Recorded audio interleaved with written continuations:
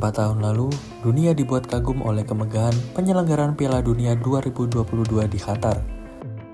Stadion futuristik, teknologi pendingin tercanggih, hingga biaya penyelenggaraan yang disebut-sebut menembus lebih dari 200 miliar dolar AS, serta menjadikannya Piala Dunia termahal sepanjang sejarah.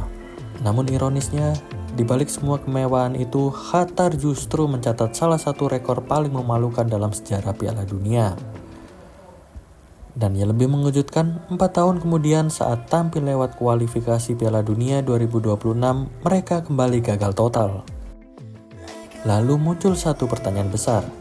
Apakah uang benar-benar tidak bisa membeli kesuksesan di sepak bola?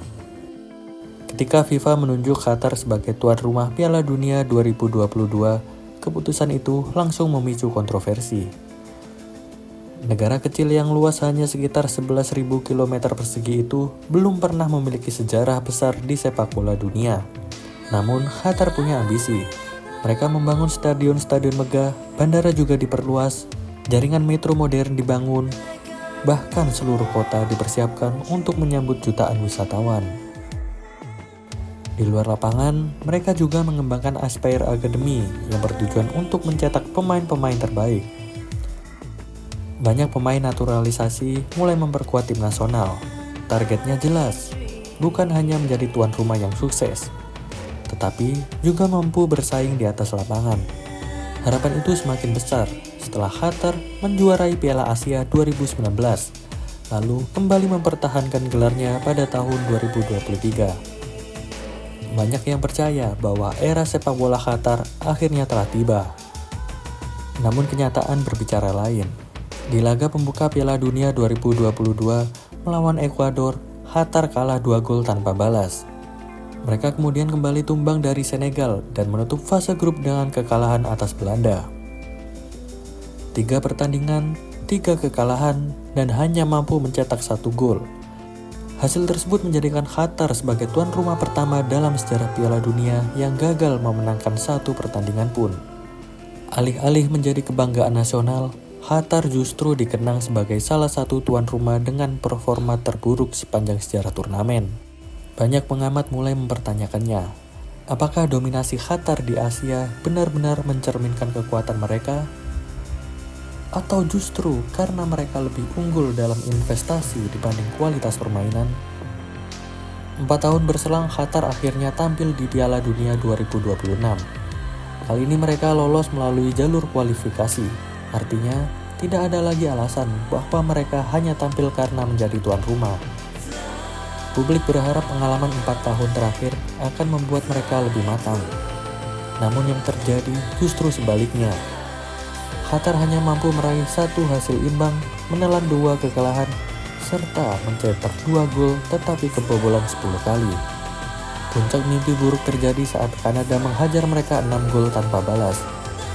Kekalahan itu langsung menjadi bahan pembicaraan di media sosial.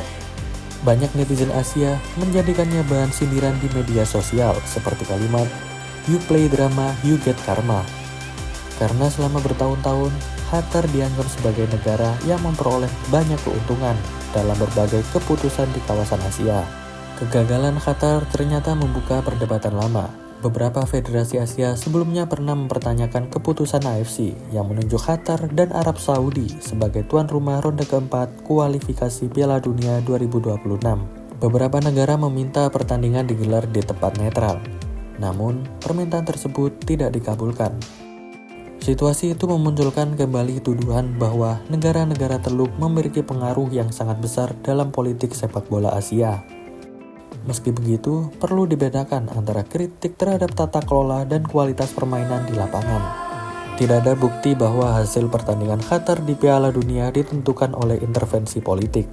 Yang terlihat justru sebaliknya, saat menghadapi lawan-lawan terbaik dunia, performa di lapangan tetap menjadi penentu utama. Qatar telah membangun stadion terbaik, menghabiskan miliaran dolar, mengembangkan akademi, mendatangkan pelatih kelas dunia, bahkan menjadi juara Asia 2 kali berturut-turut. Namun semua itu belum cukup untuk menjadikan mereka kekuatan besar di Piala Dunia. Cerita Qatar mengingatkan kita bahwa sepak bola bukan hanya soal uang, bukan hanya soal fasilitas, dan bukan hanya soal menjadi tuan rumah. Yang menentukan tetaplah kualitas pemain, pembinaan jangka panjang, mental bertanding, dan kemampuan menghadapi tekanan di level tertinggi. Kini tantangan terbesar Qatar bukan lagi membangun stadion, melainkan membangun generasi pemain yang benar-benar mampu bersaing di negara-negara elit dunia. Karena pada akhirnya, Piala Dunia selalu memberikan satu pelajaran yang sama. Uang bisa membangun stadion megah, tetapi uang tidak bisa membeli kejayaan di atas lapangan.